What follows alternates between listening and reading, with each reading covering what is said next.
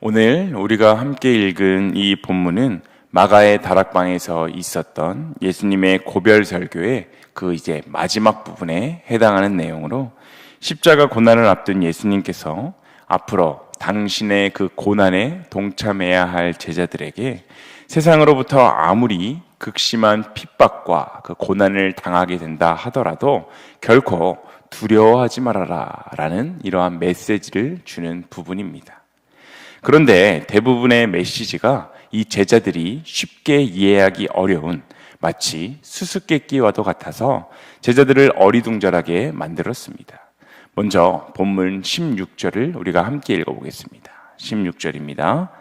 조금 있으면 너희가 나를 보지 못하겠고 또 조금 있으면 나를 보리라 하시니. 아멘. 상반절 조금 있으면 너희가 나를 보지 못하리라 라는 이 말씀은 주님의 죽으심을 염두에 둔 것이 분명합니다. 하지만 하반절 조금 있으면 나를 보리라 라는 이 말씀이 무엇을 의미하는지 제자들은 선뜻 이해하기가 어려웠습니다. 우리야 이미 성경 말씀을 보고 듣고 또 각자의 체험을 통해서 부활하신 예수님을 만난다라는 것이나 성령의 임재를 경험하는 것, 이것에 대해서 이해하고 넘어갈 수가 있지만 당시 제자들은 예수님의 부활이나 성령의 임재를 보거나 경험한 적이 전혀 없었기 때문에 도무지 무슨 말씀을 하시는 것인지 이해하기가 어려웠을 것입니다. 오늘을 살아가는 이 시대에도 신앙이 없는 사람들의 입장에서는 죽은 사람의 부활이나 성령이 믿는 자들의 마음속에 내주하시며 언제나 함께 하신다라는 이 사실이 상식적으로 전혀 납득을 할 수 없는 일이기 때문에 신앙이 아닌 다른 방법으로는 전혀 이해할 수가 없습니다. 하지만 분명한 것은 신앙인인 우리들, 바로 우리들에게는 인간의 상식을 뛰어넘어 부활하신 예수님을 만나고 성령님의 임재를 경험하는 것, 이것은 온전한 신앙인으로 성숙하기 위해 반드시 있어야 하는 것, 너무나도 중요하다라는 것, 이 사실입니다. 이것은 부활의 주님을 만난 예수님의 제자들과 다메섹 도상에서 예수님을 만나고 변화된 바울을 통해서 충분히 입증된 사실입니다. 사도들은 부활의 주님을 만나기 전에는 예수님께서 십자가에 달려 돌아가시고 나자 유대 당국자들이 두려워서 도망치거나 아무도 찾을 수 없는 은밀한 곳에서 숨어서 지냈었는데 부활의 주님이 그들을 만나주시고 나자 담대하게 주님의 복음을 전하며 주를 위해서라면 목숨까지도 내놓는 것도 두려워하지 않을 정도로 그렇게 변화되는 모습을 보여주었습니다. 또한 바울은 부활의 주님을 만난 후에 복음의 박해자에서 복음의 수호자요 이방인들에게 복음을 전하는 귀한 일꾼이 되어서 세계를 복음으로 물들여갔고, 또한 어떠한 박해와 어려움이 그의 삶에 찾아온다고 할지라도 주님의 복음을 전하는 일에만 최선을 다할 수 있는 그런 사람으로 변화되었습니다. 이렇듯 사람이 삶의 지혜를 터득하는 데 있어서 이 경험하는 것은 굉장히 중요합니다. 이론적으로 많이 알고 있어도 그 경험이라는 것이 뒷받침이 되지 않으면 아무리 지식이 많고 아무리 자기가 아는 것이 많다고 할지라도 유익을 주지 못하는 경우가 참 많습니다. 아무리 자동차에 관한 지식이 많고 운전에 대한 그 이론을 충분히 익혔다 할지라도 그가 직접 도로에 나가서 운전을 해본 경험이 없다면 이제 차를 끌고 나가서 갑작스럽게 운전을 해야 하는 상황 속에서 그가 운전을 능숙하게 해내기란 쉽지가 않습니다. 우리의 신앙도 이와 같아서 이론적으로 우리가 이론적으로는 그것을 모든 것을 꿰뚫어 알고 있다고 할지라도 부활의 주님을 만난 영적인 체험이 없는 사람은 성도다운 삶이나 성도로서의 그 역할에 충실하기가 너무나도 어렵습니다. 머리로만 알고 체험이 없는 신앙은 자신의 열심으로, 물론 다른 사람들이 눈에 볼 때, 다른 사람들이 그를 볼 때에 그 부활한 체험이 없다고 할지라도, 그 부활 신앙이 없다고 할지라도 열심히 자기의 노력으로 신앙생활을 감당하고 열심히 자기의 힘으로 많은 사역들을 감당해낼 수 있을지 모르겠지만 하나님께서 기뻐하시는 삶, 하나님께서 만족하시는 그러한 그 신앙생활의 단계에 이르기가 너무나도 어렵다는 사실입니다. 바라기는 우리 모두가 부활의 주님을 만나는 귀한 신앙적인 체험을 할 수 있게 되기를 소망합니다. 이미 부활의 주님을 만나 기쁨으로 삶을 살아내고 계신 분들은 그 믿음이 흔들리지 않도록 언제나 부활의 주님을 가장 처음 만나게 되었던 나의 삶의 뜻깊은 그 순간을 기억하면서 살아가시고 또 삶 가운데 계속하여서 예수님이 나를 만나주시고 만져주시고 나를 지켜주심을 생생히 경험하며 살아내시는 우리 모두가 될 수 있기를 소망합니다. 혹시 교회를 다닌 지가 오래되었음에도 불구하고 아직 부활의 주님을 만난 경험이 없으신 분들이 있다면 부활하신 주님을 만나는 그 영적 체험을 간절히 사모하며 반드시 주님을 만나서 사역하는 기쁨, 봉사하는 기쁨, 교회에 헌신하는 기쁨을 누리며 신앙생활을 할 수 있는 일신교회 모든 성도님들이 다 되시기를 소망합니다. 모든 것을 버리고 예수님을 따랐던 그 제자들은 예수님이 말씀하신 조금 있으면 나를 보리라 라는 이 이야기를 듣고 근심과 두려움에 쌓였습니다.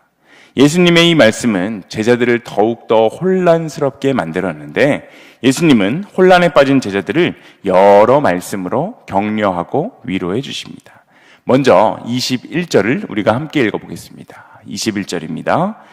여자가 해산하게 되면 그때가 이르렀으므로 근심하나 아기를 낳으면 세상에 사람 난 기쁨으로 말미암아 그 고통을 다시 기억하지 아니하느니라. 아멘.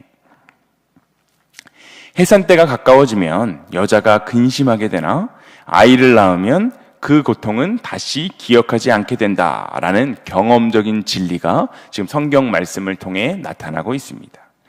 해산의 고통이 어느 정도 큰 것인지에 대해서는 남자들은 감히 상상할 수 없지만 과학적인 분석에 따르면 인간이 느낄 수 있는 고통 중에 절단, 불에 몸이 타는 고통인 자결통을 포함하여 탑3 안에 드는 것이 바로 출산의 고통이다라고 말합니다.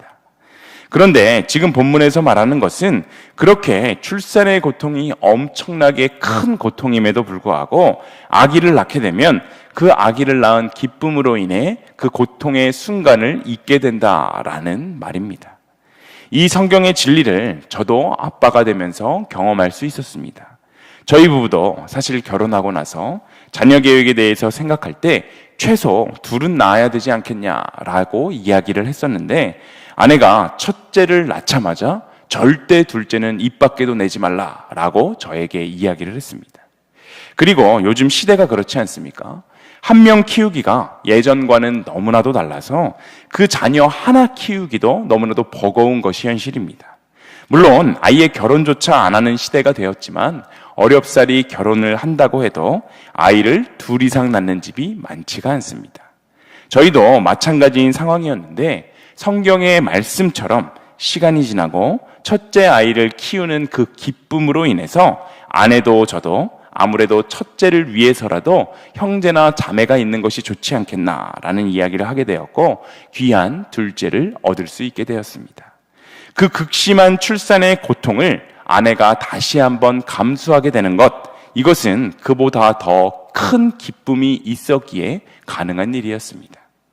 성도인 우리가 신앙으로 인해 당하게 되는 어려움이나 고난도 이러한 관점과 시각에서 바라보는 지혜가 필요합니다.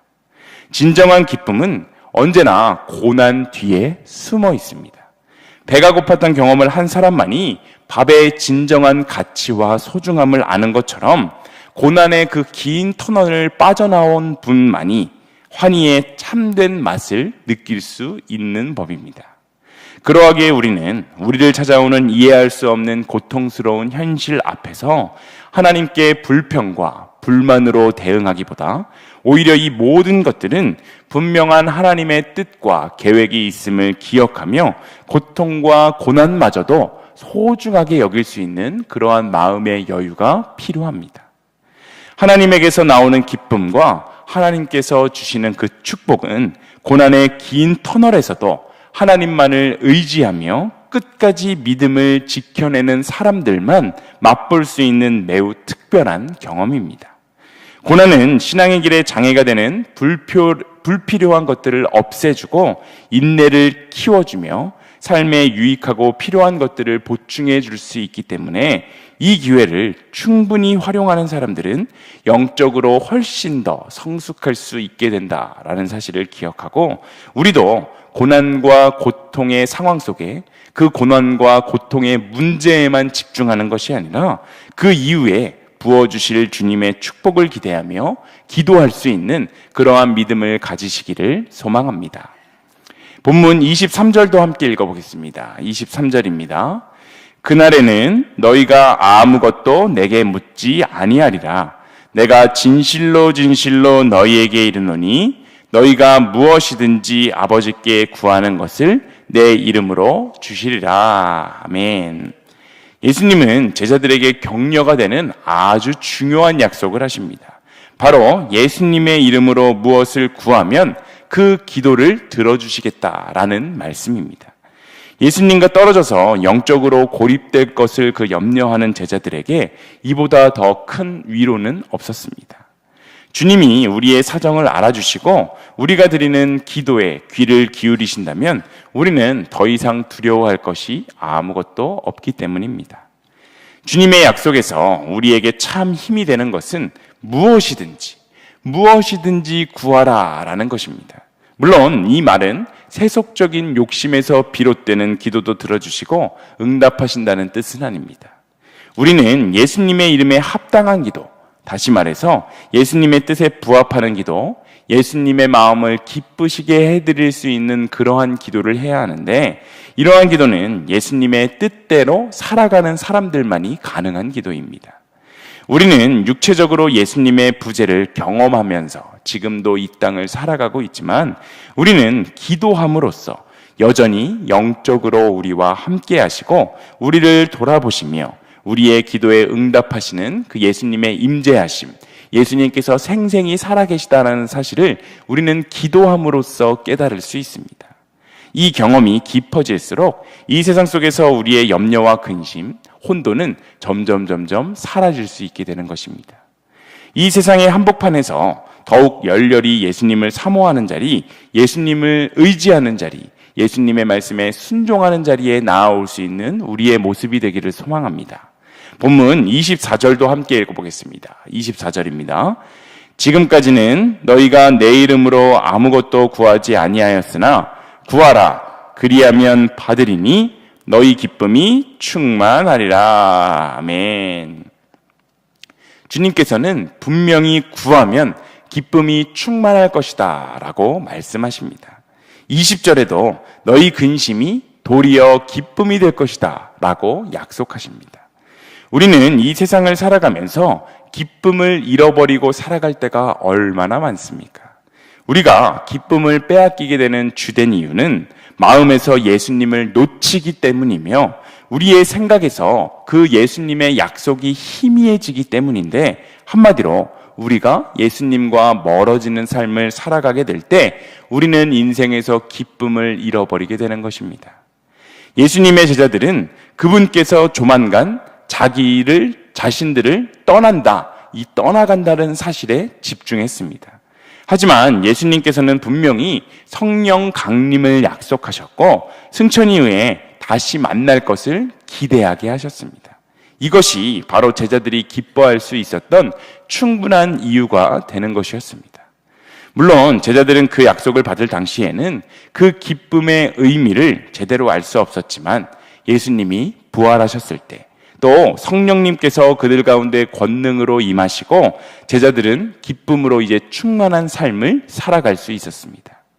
오늘을 살아가는 우리도 우리의 현실에 매몰되어서 예수님의 약속에 주목하지 못할 때 기쁨을 빼앗길 수 있습니다.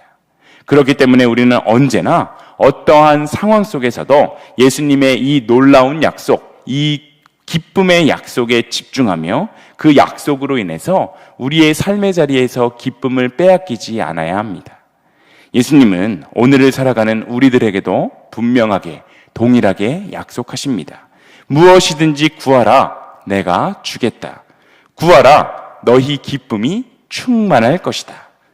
우리가 처한 환경과 문제에 집중하는 것이 아니라 하나님께서 우리에게 약속하신 이 귀한 약속을 기억하며 어떤 가혹한 환경 속에서도 예수님의 임재를 생생히 경험하며 그분을 통해 마르지 않는 기쁨을 누리며 살아가는 일신교회 모든 성도님들이 다 되시기를 간절히 소망합니다.